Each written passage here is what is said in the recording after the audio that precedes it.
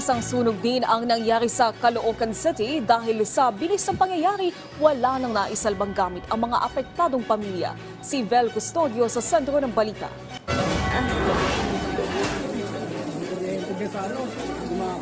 Kita ang dahang-dahang paglaki ng apoy sa dalawang bahay sa Bagong Baryo, Caloocan City kaninang alas 4 ng madaling araw.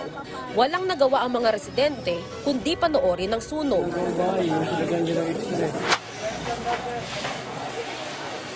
Pagkatapos ng sunog, tumambad ang mga naabong gamit ng dalawang bahay.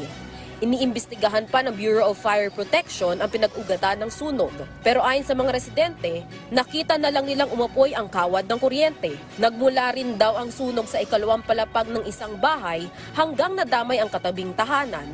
Nanlumo sa bilis ang pangyayari si Mikaela na isa sa mga apektado ng insidente. Mga alas 3 po nagising po ako kasi parang nahihirapan po huminga. Tapos pagkakita ko po doon po sa double deck ng kapatid ko, nagsimula po yung nakita ko po yung apoy doon, tapos doon na po ako nagpanik.